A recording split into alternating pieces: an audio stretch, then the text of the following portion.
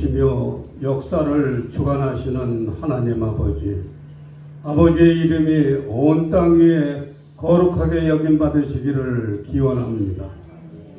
주님의 진리는 끝이 없고 주님의 자비하심이 무궁하며 아침마다 새롭고 늘 새로우니 우리가 2026년 병원년 새해 첫 주일 아침 주님 전에 나와 주님을 찬양합니다. 새해에도 우리를 주님의 변함없으신 은총 가운데 두시고 버리지 아니하시오며 우리를 사랑으로 지켜주시고 위대한 구원의 역사에 참여하는 주님의 귀한 자녀로 인도하여 주시오니 우리가 주님을 인하여 기뻐하며 찬미의 노래를 주님 앞에 드립니다. 새해 새날에 우리를 인생의 본분인 하나님을 예배하는 자리로 인도하시고 거룩하신 성상이 하나님의 임재를 새롭게 느끼게 하시오니 참으로 감사를 드립니다. 2026년 병원년 첫 주일에 신령과 진정으로 주님 앞에 새해 첫 주일 감사 예배를 드리오니 기뻐 받으시고 홀로 영광 받으시옵소서. 우리는 언제나 연초에는 많은 것들을 계획하지만 당장 눈앞의 일들이 궁금하여 한 걸음도 앞으로 나아가지 못하는 우리입니다. 우리가 여전히 육신에 속한 자들과 살아가고 있습니다.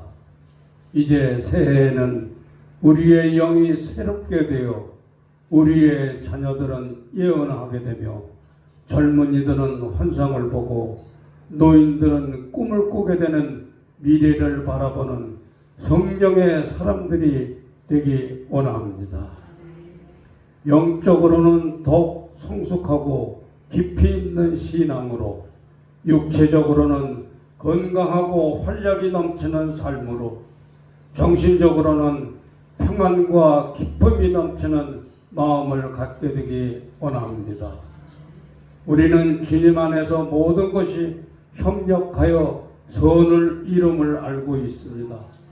비록 현실이 우리에게 아픔과 슬픔을 가져온다 할지라도 주님 안에 있는 우리가 낙심하지 아니할 것은 내일에 우리에게 승리와 영광을 주실 것을 알기에 오늘 우리는 감사하며 찬양할 수 있습니다.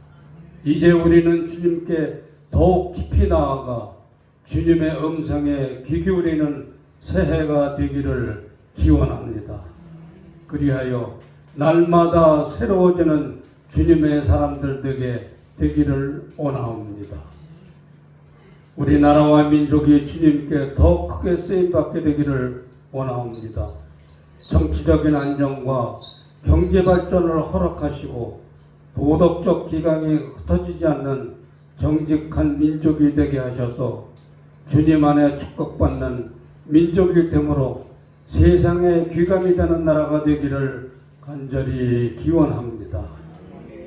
금년 한 해도 변함없이 주님의 영광을 위하여 주님의 영성교회가 준비하는 모든 예배와 크고 작은 사역들과 교회의 가장 큰 목적인 이웃을 구하며 영덕 등 일들을 복음화하는 구원 사역이 행하여질 때 모든 과정 속에서 함께하여 주셔서 모든 사역자와 성도들이 힘써 일해 아름다운 열매로 주님께 영광 드리는 한 해가 되기를 간절히 기원합니다. 이 시간 새해 첫 주일 감사 예배를 드리는 모든 성도들에게 은혜와 평강으로 함께하여 주시고 단위에 선포되는 진리의 말씀이 성령 충만으로 새해를 살아가는 은혜의 말씀이 되기를 간절히 원하며 축복의 근원이신 우리 구주 예수 그리스도의 이름으로 간절히 기도드립니다. 아멘.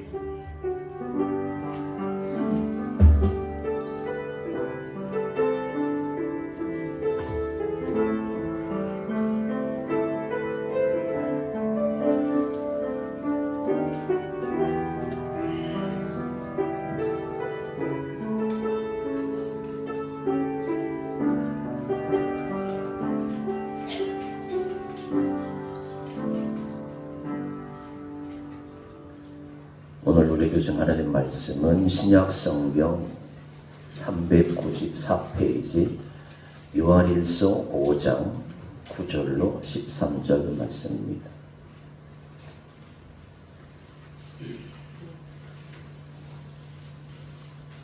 신약 성경 394페이지 요한일서 5장 9절로 13절 말씀 봉독해 올리겠습니다. 만일 우리가 사람들의 증언을 받을진대 하나님의 증거는 더욱 크도다. 하나님의 증거는 이것이니 그의 아들에 대하여 증언하신 것입니다. 하나님의 아들을 믿는 자는 자기 안에 증거가 있고 하나님을 믿지 아니하는 자는 하나님을 거짓말하는 자로 만드나니 이는 하나님께서 그 아들에 대하여 증언하신 증거를 믿지 아니하였습니다. 또 증거는 이것이니 하나님이 우리에게 영생을 주신 것과 이 생명이 그의 아들 안에 있는 그것이니라. 아들이 있는 자에게는 생명이 있고 하나님의 아들이 없는 자에게는 생명이 없느니라. 아멘.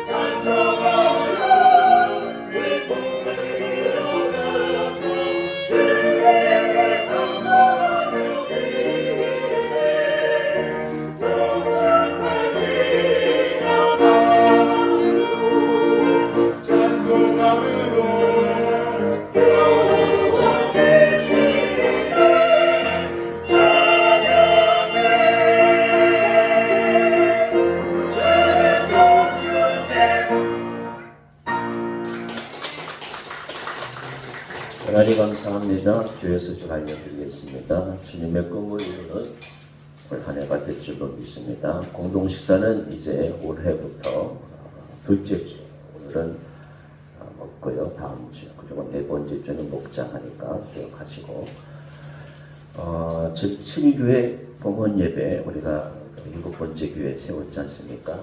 많이 기도해 주시고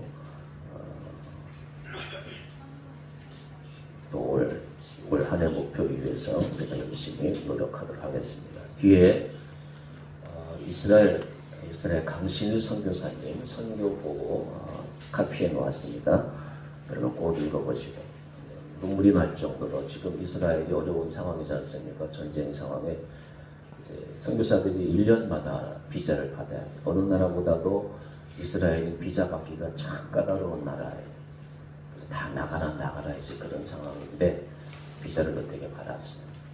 이스라엘에서 이제 예루살렘에 영원히 입원한 그 친구가 있어가지고 간신히 비자 1년 받았어요. 2월 첫째 주에 교회 와서 선교보고 갈 겁니다. 참고하시고 우리 선교사님 또 푸놈펜의 김창호 선교사도 말라리아 걸려가지고 지난 한 해 아주 죽었다 깨어났어요. 살아났어요. 그래서 와이프 신장 빼가지고 지금 연세 세브란스 수술하고 지금 이제 회복 중에 있습니다. 위해서 기도해 주시면 감사하겠습니다. 하나님의 말씀 듣도록 하겠습니다. 옆 사람하고 인사 나누시겠습니다. 새벽 이슬 같은 주의 청년이 됩시다. 새벽 이슬 같은 주의 청년이 됩시다. 핸드폰 다 껐죠? 핸드폰 다 끄시기 바랍니다. 우리 교회는 핸드폰이 잘 울리는 교회예요. 핸드폰이 잘 안 울리고 하나님께로. 자, 오늘은 아들 안에 있는 생명 말씀을 같이 나누도록 하겠습니다. 어느 교회죠? 제가 많이 소개하는 교회, 웨스트민스터 교회. 여기 엘리자베스 여왕이 여기서 주기식을 하고 여기서 장례식을 치른 교회. 엄청 아름답지 않습니까? 하나님은 이런 교회도 짓고 영광 받으시고 우리 교회 같이 지하에 있는 교회도 영광 받으시고 교회가 아름다운 것이에요.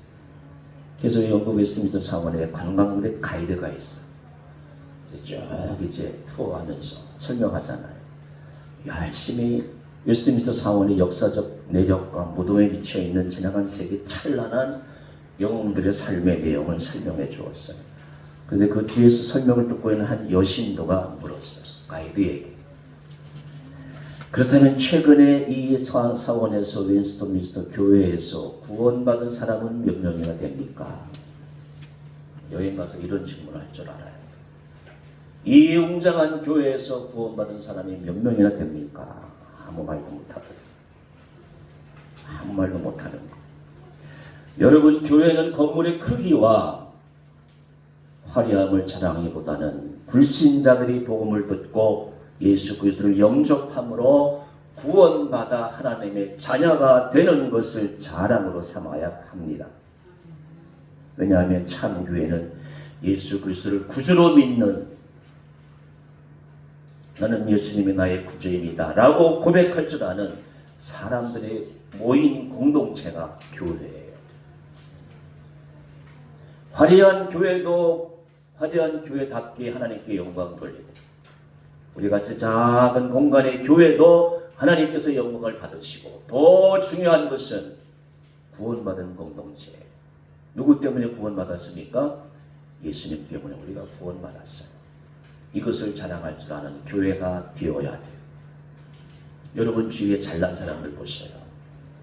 쓸데없는 거 자랑 안 해요. 남이 그 사람을 알아줘요. 그게 진짜 자랑이에요. 내 속에 예수로 말미암아서 하나님이 기뻐하시고 내 안에 있는 예수를 통해서 내가 예수를 증거함으로 그 증거가 하나님께 영광되는 것을 하나님은 가장 기뻐할 줄로 믿습니다. 그런 교회여야 돼요. 바울이 개척했던 고린도 교회가 있지 않습니까? 세 종류의 교인이 있었어요. 신령한 교인들이에요. 신령한 교인. 고린도서 2장 15절에 나와요.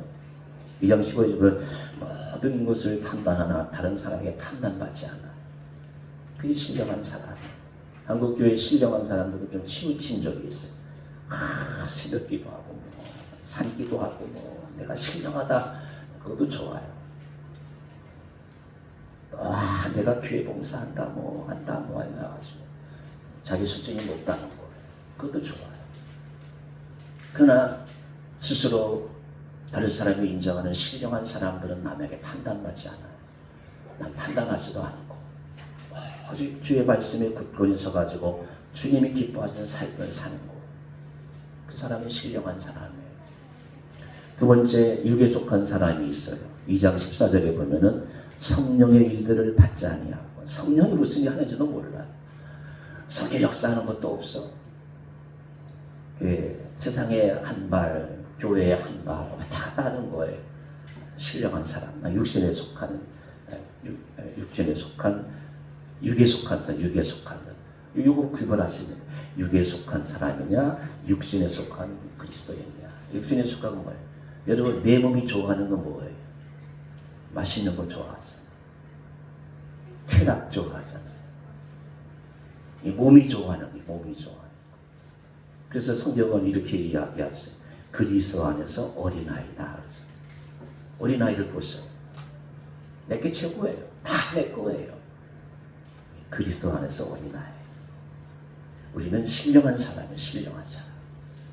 남 판단하지도 않고 남을 판단받지도 아니하는 사람. 오직 주님의 뜻에 합당한 삶을 살아가는 사람. 그래서 옛날 청교도들은 예수 믿지 않은 사람들에게 복음을 전할 때 이런 말을 많이 썼어요. 따라해 보시기 바랍니다. 사람이 두 번 태어나면 한 번만 죽고 한 번 태어나면 두 번 죽습니다. 영국을 일으킨 청교도들, 오늘 미국의 뿌리인 청교도들이 이렇게 전도했어요. 무슨 말이에요? 거듭나야 돼요. 거듭나면 영원히 죽지 않는 거예요. 그게 두 번 태어나는 거예요. 그래서 우리 그리스도인들은 엄마 아빠가 낳아준 생일이 있고 내가 예수님 만난 생일이 있는 거예요. 두 번 태어나는 거. 두 번 태어나가지고 하나님의 좋은 종이 되는 거예요. 이 말은 우리가 주님을 영접함으로써 거듭나면 한 번 육체는 죽지만 우리의 영은 결코 죽지 않는다는 그런 말씀이에요. 그래서 오직 구원은 믿음으로만 얻을 수 있는 거예요. 그리고 그 믿음은 그리스도의 말씀을 통해서 이루어지는 거예요. 오늘 성경은 뭐라고 합니까? 아들이 있는 자에게는 생명이 있고 아들이 없는 자에게는 생명이 없다. 이 세상에 제일 귀한 게 뭐예요? 생명이잖아요. 생명. 예수님이 없으면 생명이 없대요. 그게 지옥 가는 거예요. 그냥 내가 아무것도 아닌데 예수 믿는 것밖에 없는데 아들의 생명이 내 안에 있으니까, 내 안에 있으니까 영생, 영원히 사는 거예요. 얼마나 간단해요. 얼마나 쉬워요. 이 진리를 모르고 세상 사람들은 그저 돈에 푹 빠져서, 아파트에 푹 빠져서 헤어날 줄을 몰라. 우리는 영원한 생명을 받고 태어나서 이 땅에 사는 것을 감사히 여겨야 돼요. 이 은혜가 얼마나 놀라운지 몰라요. 지난주에 같이 말씀을 나눴죠. 새벽 이슬 같은 주의 청년은 구원의 확신이 있어요. 나는 구원받은 사람이에요. 나는 영원히 살 수 있어요. 새벽 이슬 같은 주의 청년은 어떤 사람이에요? 아들 안에만 영생이 있음을 알아요. 진시황도 영원히 못 살았어요. 세상 모든 사람들은 오래 살고 싶지만 오래 사는 거기까지. 영원히 사는 방법은 아들 안에만 있어요. 아들 안에 있는 자만 영생을 누릴 수가 있는 것이. 그래서 사도 요한은 이 책을 기록한 목적을 분명하게 말하고 있습니다. 너희로 영생이 있음을 알게 하려 함이라. 그래서 성경이 기록된 것입니다. 여러분, 세상에 많은 책들이 있는데 영원히 산다, 단 한마디도 안 나와요. 다른 책에는. 오직 성경에만 영원히 산다, 영생이 있다 라고 성경이 기록하고 있는 것이. 그래서 사도 요한은 이 요한일서를 기록한 목적이 뭐냐? 나아가서 성경을 기록한 목적이 뭐냐? 영생이 있다, 천국이 있다는 거예요. 영원히 사는 천국이 있다. 그것이 이 책을 기록한 목적이라 하는 것이에요. 우리가 이 진리를 믿기에 주일에 놀러가지 않아요. 교회 와서 예배 드리는 거. 왜? 영생의 사람이니까, 하나님의 자녀니까. 여러분의 자녀들이 여러분의 집에 안 들어오고 나가면 어떻게 돼요? 가출 소년, 소녀가 되는 거. 하나님의 자녀가 주일날 교회 나와서 예배드리지 않고 자기 멋대로 생활을, 자기 일을 관리하면 하나님 자녀의 자격이 없는 거. 그래서 우리는 주일날 밖에 가서 놀지 않고 주일날 와서 하나님의 자녀답게 하나님의 자리에 너 여기 앉아라. 앉아있는 거. 하나님의 자녀이기 때문에 그래요. 여러분, 구원은 오직 한 분을 소유하는 것이 하나님의 아들을 소유하는 것이, 그리고 이 아들은 여러분의 자녀들이 여러분의 전부이듯이 하나님 편에서 전부예요. 오늘 동현이 가족이 왔어요. 동현이가 그 부모에게 최고예요. 전부예요. 전부. 은서가 사름이 엄마에게, 사름 집사에게 최고예요. 최고. 다른 거 없어요. 다른 거 없어요. 명심하시기 바랍니다. 하나님에게 있어서 그 아들이 전부예요. 그걸 아셔야 돼요. 그 하나님께서 어떻게 하셨어요? 보세요, 여러분. 세상을 창조하실 때 아들을 통해서 하셨어요. 하나님의 신이 수면이 운행하셨다 그러잖아요. 아들과 성령과 함께 이 세상을 창조하셨어요.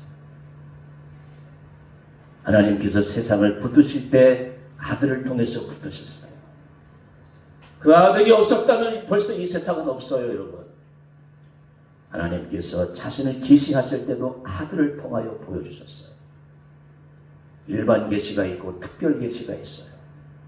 특별하게 오신 분이 예수님이에요. 하나님이 자기를 나타낼 때에도 아들을 통해서 그걸 계시라 그래요. 일반 계시, 자연 계시, 자연을 통해서 하나님이 살아계심을 나타내셔요. 오늘 주제는 아니니까. 하나님께서 죄인을 구원하실 때에도 아들을 통해서 구원하셨어요. 다른 사람이 없어요. 다른 사람. 문선명이가 지가 독생자라고 하잖아요. 이만희가 지가 뭐라고 하잖아요. 하나님 그런 방법을 통하지 않으셔요. 몰몬교가 지가 뭐라고 하잖아요.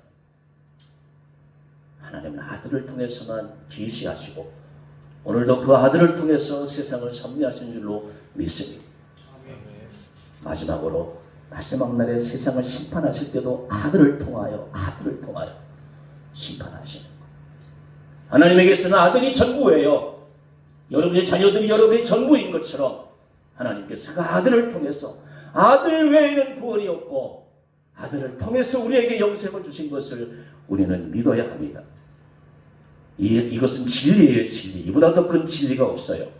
여러분, 이 말이 무슨 뜻인지 아시겠어요? 아들을 통해서 계시하시고 아들을 통해서 붙들고 계시고, 이 말이 무슨 뜻인지 아세요? 따라해 보시기 바랍니다. 하나님께서 생각하는 방식으로 살아라. 하나님께서 생각하는 방식으로 살아라. 우리가 그렇게 살고 있어요. 명철아, 너 내 뜻대로 살아라. 제가 목회하지만 제가 하나님 뜻대로 못 살아요. 하나님이 생각하는 방식으로 살아라. 이게 청교도예요. 이게 유대교인들이에요. 정말 613가지 계명을 다 지켜요. 하나님 백성이니까. 하나님 생각하는 방식으로 사는 거예요. 좀 더 자세히 말씀드리면 여러분의 삶에서 하나님의 아들을 가장 앞자리에 계십니까? 하나님의 아들은 여러분의 삶의 가장 앞자리에 계십니까? 여러분의 마음에서 아들은 가장 큰 사람입니까? 여러분 지금 여러분에게 가장 큰 사람이 누구예요? 사장님이죠. 대대장이잖아요. 잘난 사람이잖아요. 아니에요. 아들이 가장 앞자리에 있어야 돼요. 예수님은 여러분의 구원에서 전부이십니까? 내 몫이 조금이라도 섞여 있습니까? 아, 예수님은 99%, 내 거 1% 아니에요. 100%에 100%. 여러분은 천국은 우리가 서로의 등을 두드리면서 우리가 무엇을 했는지 자랑하는 것이 아니에요. 천국은 우리가 예수님을 바라보면서 예수님이 죄인을 위해서 무엇을 하셨는지를 찬양하는 것이 천국이에요. 사도 바울은 천국에 들어간 이유가 하나예요. 나는 세상에서 사도 바울처럼 공부 많이 하고 좋은 집안에 태어나고 그런 사람 못 봤어요. 사도 바울이 그런 사람이에요. 사도 바울이 천국 들어간 이유는 사도 바울만큼 지중해를 돌아다니고 온 세계를 많이 돌아다니는 사람이 못 봤어요. 빌그리암 목사 외에는 말이에요. 그런 사도 바울이 천국에 들어간 이유는 단 하나, 예수 그리스도의 피밖에 없어요. 우리가 그걸 아셔야 돼요. 십자가에서 죄를 위해서 피 흘리신 죄인 때문에 십자가 옆에 강도도 오직 이유는 하나뿐이에요. 예수님의 보혈이에요. 다른 방법 없어요. 다른 이유 없어요. 예수님의 보혈이에요. 그런데 종교적인 사람은 이것을 견디지 못합니다. 불공평하다고 말합니다. 그러나 은혜를 아는 사람은 이 진리를 사랑합니다. 왜냐하면 은혜는 우리를 살리는 길이기 때문입니다. 저는 목회하면서 이런 사람을 많이 보았어요. 우리 남편은요, 우리 아들은요, 착해요. 평생 선하게 살았어요. 교회 봉사 많이 했어요. 가정도 책임있게 직장생활도 성실하게 잘했어요. 사람들도 다 인정해요. 너무너무 좋은 아들이에요. 너무너무 좋은 남편이에요. 여러분, 이런 분도 천국 들어가는 이유는 다른 거 없어요. 예수의 피밖에 없어요. 예수의 피예요. 착하고 봉사하고 선한 때문이 아니에요. 예수님의 피 때문이에요. 여기 이게 복음이에요. 그래서 우리는 복음 앞에 자랑할 것이 없어요. 사실은 하나님께서 그 아들 예수가 전부이듯이 우리의 삶 가운데서도 예수가 전부이어야만 합니다. 그래야 하나님께서 기뻐하십니다. 오늘 설교의 제목이 뭐예요? 그리스도가 전부인 삶. 예수님이 전부인 삶. 예수님을 내 생애의 가장 앞자리에 두는 삶. 하나님이 기뻐하시는 것이에요. 여러분, 기독교는 내가 아무것도 할 수 없음을 인정하는 자리예요. 기독교는 하나님만이 영광을 받을 수 있는 자리예요. 그래서 우리가 자랑할 것이 있다면 오직 예수님뿐이에요. 하나님은 자신의 아들을 높이시기를 정하셨어요. 자기 아들을 죽으면서 이기시고 부활의 첫 열매가 되게 하셨어요. 그 아들을 하늘 보좌에 앉아 만왕의 왕이 되게 하셨어요. 그리고 그 더 놀라운 것은 그 아들 안에서 우리가 하나님의 자녀가 된 거예요. 그 아들 안에서 하나님의 자녀가 되고 그 아들 안에서 영원한 생명을 얻을 수 있었던 것이에요. 그래서 오늘 성경은 아들이 있는 자에게 생명이 있고 아들이 없는 하나님의 아들이 없는 자에게 생명이 없다. 가짜다, 가짜다. 지옥 갈 물이다, 지옥 갈 물이다 말씀하는 거. 진리예요, 진리. 여러분, 천하의 생명보다 귀한 것이 없습니다. 땅의 생명이 아니라 하늘의 생명, 영원한 생명이 생명을 주신 예수님을 일평생 찬양하는 우리 그리스도인들이 되시기를 주님의 이름으로 기원합니다. 아들 안에만 생명이 있어요. 그러므로 예수님 우리의 삶의 전부이셔야 돼요. 그런데 이 생명을 무시하는 사람들이 너무도 빠른 속도로 증가하고 있어요. 특별히 우리나라에. 저는 목회자니까 이런 데 관심이 많아요.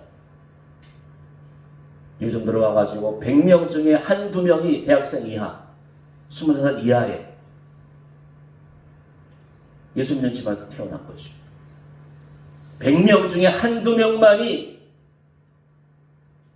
교회 다녀요. 이게 지금 우리 현실이에요.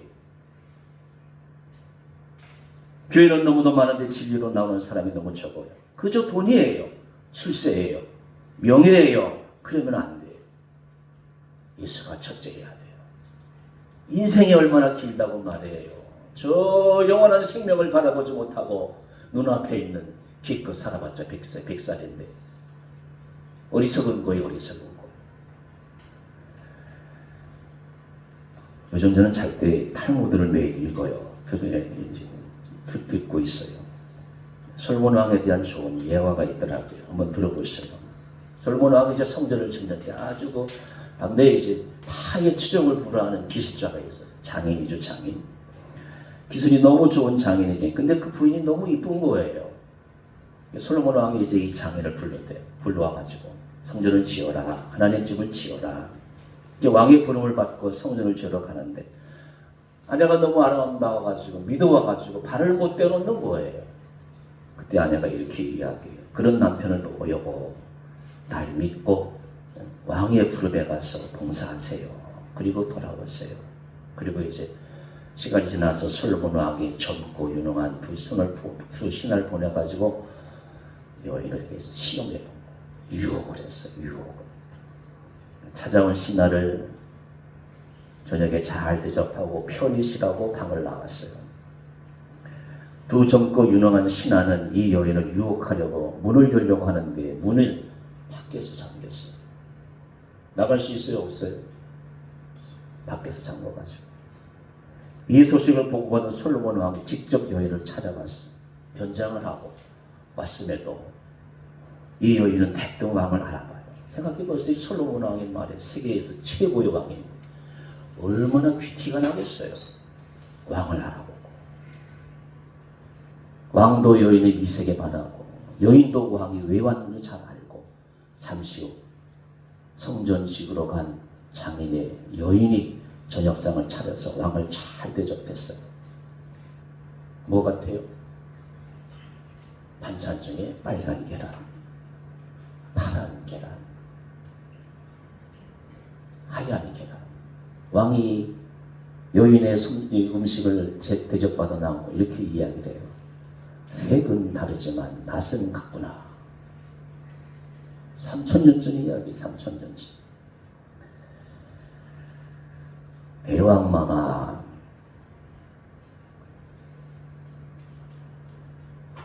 계란은 색은 다르지만 맛은 같은 것처럼 여자는 겉은 다 다르지만 속은 다 똑같아요.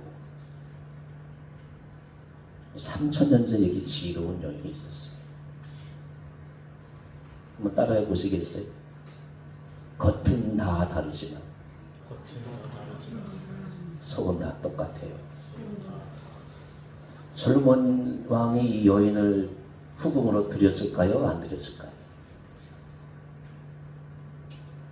장인에게 상을 주고 잘 살아라 해가지고 두 자녀를 낳고 잘 살았다는 이야기입니다. 이스라엘 사람도 이런 지혜가 많아요. 여러분 3000년 전의 여인이 이런 지혜가 있었어요. 제가 왜 이 예화를 드리는지 아세요? 여러분 권력, 인생 무상이에요. 부유와 재물 쓸 만큼만 먹을 만큼만 있으면 돼요. 재물이. 명예, 우리 집의 대통령, 국회의원 하루아침에 추락하는 거 보셔요. 권력, 명예, 재산 다 내 거 아니에요. 여러분 이것이 인생이에요. 이 땅에 영원한 것은 없어요. 영원한 것은 오직 한 분 예수 그리스도, 그분 안에 있는 영생. 아들이 있는 자에게는 영생이 있고 하나님의 아들이 없는 자에게는 영생이 없다. 영원한 생명은 예수밖에 없습니다. 그래서 생각이 있는 사람이라면 인간의 처지가 얼마나 비참한지 알게 돼요. 여러분 죽음 앞에서는 모든 성취는 바람처럼 날아가요. 그런데 아들이 있는 자에게 생명이 있습니다. 여러분 진짜 이 생명이 있지요? 대답 안 하면 설교 안 할 거예요. 이게 생명이 있는 것이에요. 하나님과 함께하는 생명이에요. 무한한 기쁨을 끝없이 알아가는 생명이에요. 이것이 아들 안에 있어요. 그러므로 여러분의 인생에서 가장 중요한 질문은 하나입니다. 여러분은 아들을 가지고 있습니까? 그 분을 소유하고 있습니까? 다른 질문 필요 없어요. 내 안에 아들이 있으면 그걸로 내 인생은 성공하는 것이에요. 다른 이유 없어요. 여러분의 마음이 그에게 묶여 있습니까? 아들을 취한 자는 모든 것을 얻을 수가 있어요. 아들을 취하지 않는 자는 모든 것을 얻지 못해요. 하나님께서는 그 아들 안에 모든 것을 두셨기 때문에, 그러므로 진정한 구원을 얻는다면 나를 바라보지 마시기 바랍니다. 내 결심 믿지 마세요. 어떤 밤의 체험 믿지 마세요. 오직 약속을 믿으세요. 아들이 있는 자에게는 영생이 있고 아들이 없는 자에게는 영생이 없다. 약속의 말씀을 믿으시기 바랍니다. 하나님이 약속하신 것을 바라보십시오. 믿음은 어둠 속으로 뛰어드는 것이 아니에요. 믿음은 하나님의 약속 위에 자신을 올려놓는 것이 믿음이에요. 하나님이 말씀하셨기 때문에 믿는 것이에요. 보이는 것이 없을 때에도 하나님이 말씀하셨기 때문에 기대하는 것이에요. 아브라함이 그랬잖아요. 자기의 생체적인 능력을 알았고 와이프의 태도 알았어요. 아브라함은. 그럼에도 불구하고 자기의 생식 능력이 없음에도 불구하고 아브라함은 하나님의 약속의 말씀을 믿었어요. 25년 후에 아들을 얻지 않습니까? 그래서 성경은 어둠 가운데 빛이 없을 때에도 주님의 이름을 의지하라고 말합니다. 감각이 사라질 때에도 약속을 붙드십시오. 마음이 흔들릴 때에도 약속 위에 서십시오. 기어갈 힘이 없어도, 손에 힘이 없어도 다 다른 것 붙들고 의지하지 말고 주님께 맡기고 의탁하고 누우십시오. 주님만의 모든 것입니다. 그분께 쓰러주세요. 주님이 붙들어 주시고 넘어지는 우리를 받아주실 분은 이 땅에 예수님밖에 없습니다. 그것이 진리인 것입니다. 그리고 주님은 언제든지 우리가 어떤 모습이었든지 주님은 그분께 나오기를 기뻐하시는 것이에요. 여러분, 이것이 복음이에요. 여러분, 우리가 교회를 생각할 때 가장 먼저 확인해야 할 것이 있어요. 중심이 바뀌면 모든 것이 바뀝니다. 우리들이 부르는 찬양의 중심이 누구입니까?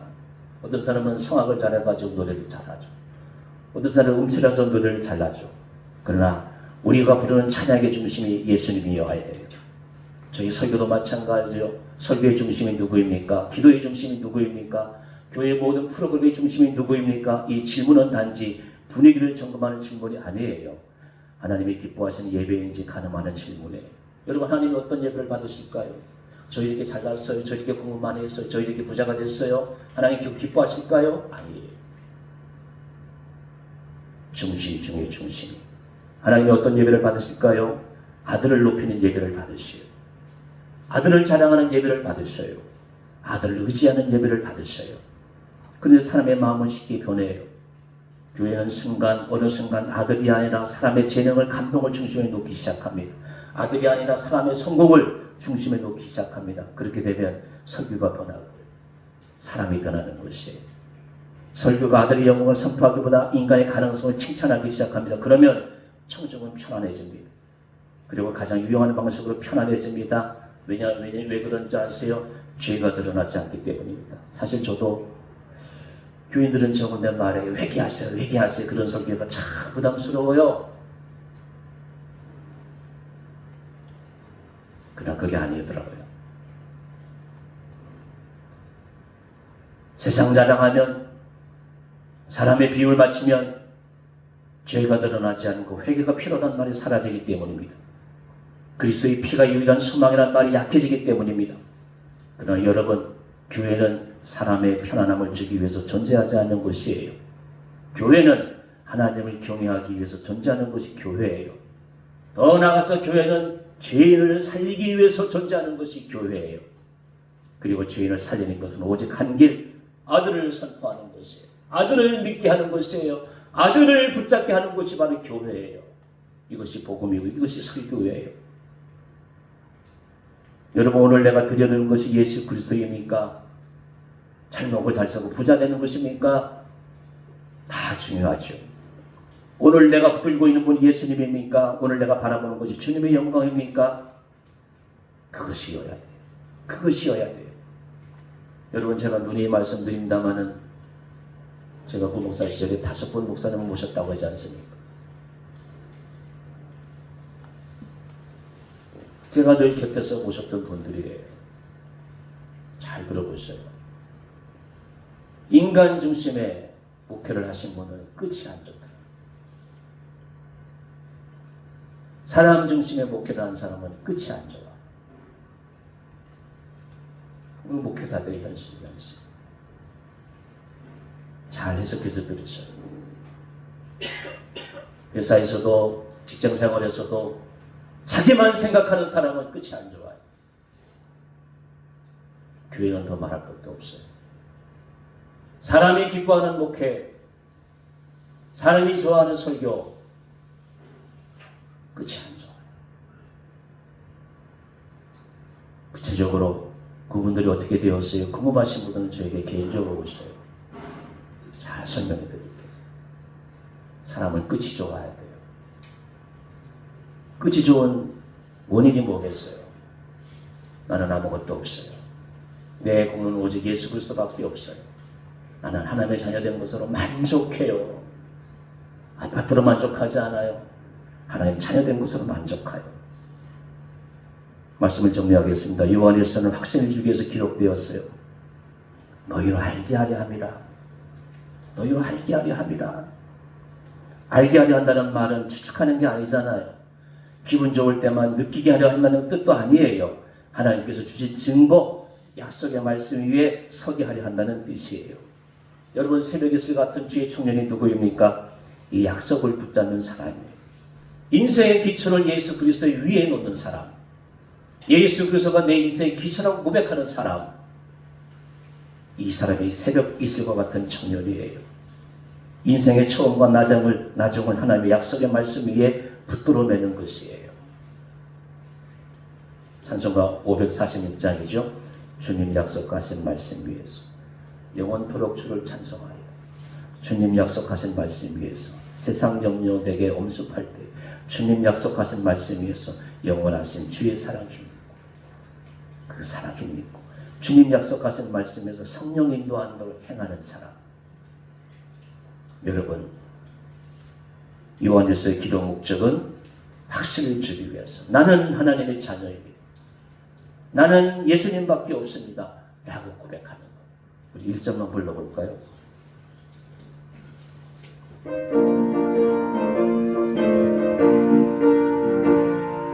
주님 약속하신 말씀 위에서 영원토록 주를 찬송하리라.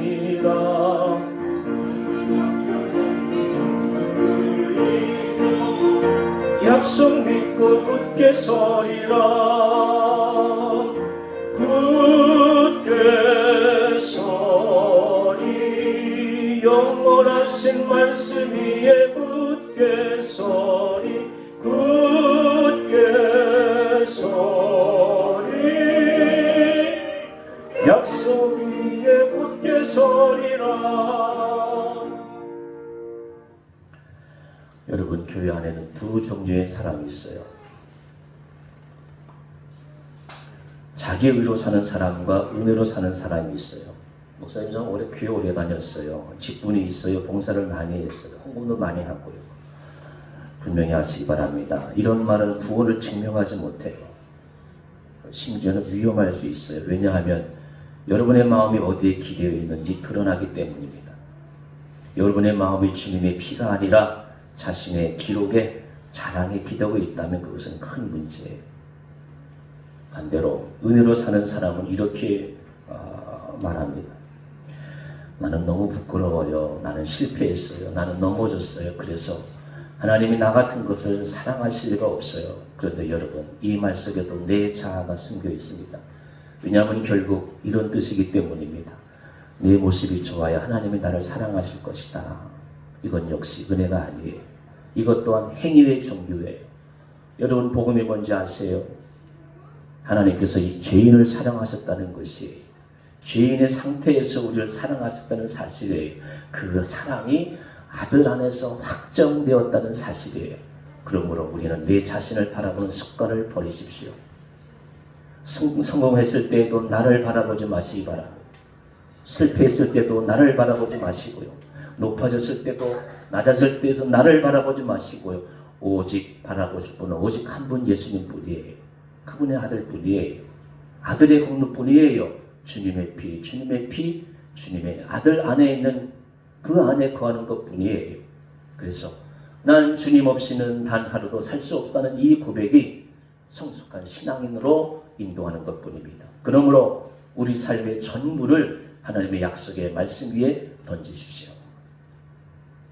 주님의 성품을 신뢰하십시오. 주님의 피를 신뢰하십시오.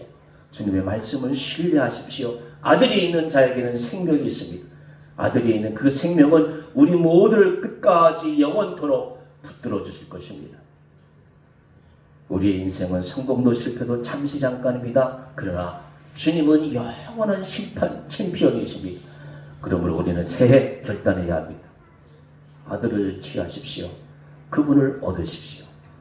주님께 쓰러지십시오. 주님을 믿으십시오. 그리고 그분을 사랑하십시오. 이보다 더 큰 생명이 없습니다. 이보다 더 큰 가치가 없습니다. 예수 그리스도 외에는 아무도 우리를 살릴 수가 없습니다. 예수가 하나님에게서 전부이듯이 내 삶에 있어서 예수 그리스도가 전부이신 그런 삶, 하나님께서 기뻐하시는 병원형 되시기를 주의 이름으로 기원합니다. 기도하시겠습니다.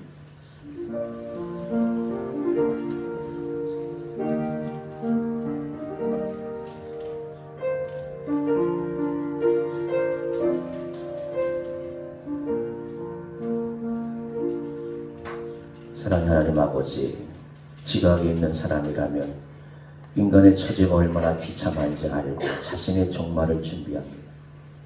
우리로 하나님의 자녀로 영생의 비밀을 알게 하시고 거룩한 백성으로 살아가야 하심을 감사드리옵나이다. 아들이 있는 자에게만 생명을 허락하셨다고 약속하셨습니다. 진짜 생명, 하나님과 함께하는 생명, 이 생명을 소유한 주의 백성들이 올해도 기쁘고 즐겁게 맡은 사명 잘 감당하는 한 해가 되게 하여 주옵소서.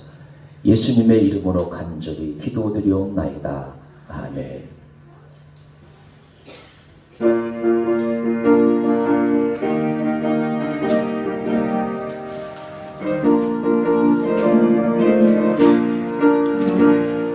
주님 약속하신 말씀 위에서 영원토록 주를 찬송하리라. 소리 높여 주께 영광 돌리며 약속 믿고 굳게 서리라. 굳게 서리 영원하신 말씀 위에 굳게 서리 굳게 서리 그 말씀 위에 굳게 서리라.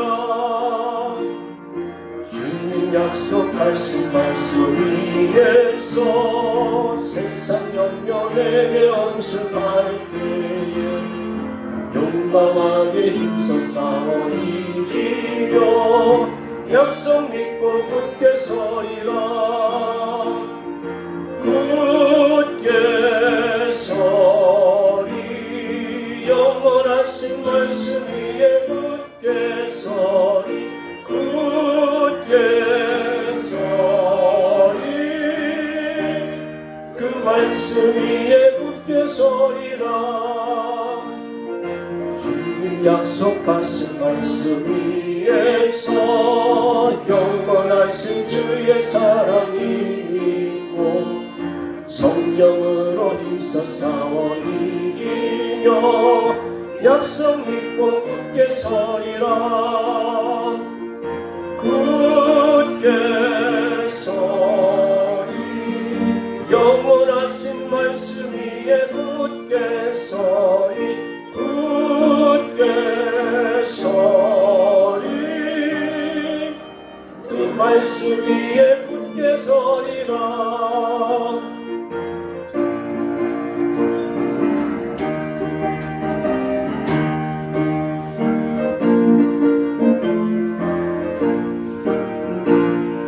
주님 약속하신 말씀 위에서 성령 인도하는 대로 행하며 주님 품에 항상 안심하며 약속 믿고 굳게 서리라. 굳게 서리 영원하신 말씀 위에 굳게 서리 굳게 서리 그 말씀 위에 굳게 서리라. 사랑해 주님, 하나님의 약속 위에 살아가도록 주의 백성 삼아주심을 감사드리옵나이다. 예수 그리스도가 전부인 삶을 살지 못하게 하는 돈과 명예, 건강 앞에서 주눅들지 않는 한 해가 되게 하시고 하나님의 약속의 말씀을 붙잡고 주님께 기대어 어떤 환경에서도 긍정의 힘을 믿고 주님의 영광을 나타내는 한 해를 살게 하여 주옵소서. 들은 예물 기쁘게 받아옵시고 건강에 경제 문제에 자유하는 복된 한 해가 되게 하여 주옵소서. 참 생명의 주인이신 예수님의 이름으로 간절히 기도드리옵나이다. 아멘. 비전 선언하겠습니다. 우리는 하나님께 예배하는 영광스러운 성도가 된다. 우리는 예수님의 인격을 배우고 교제하는 행복한 제자가 된다. 우리는 성령의 능력으로 복음을 전하며 세상을 살리는 성도가 된다. 아멘. 지금은 우리 주 예수 그리스도의 은혜와 하나님의 그 크신 사랑과 성령의 교통 교제하심이 약속의 말씀을 붙잡고 올 한 해도 승리하겠다고 다짐하며 세상에 돈과 명예에 주눅들지 않겠다고 다짐하며 삶의 자로 나가는 모든 권속들에게 이제로부터 영원토록 함께하옵시기를 축원하옵나이다. 아멘.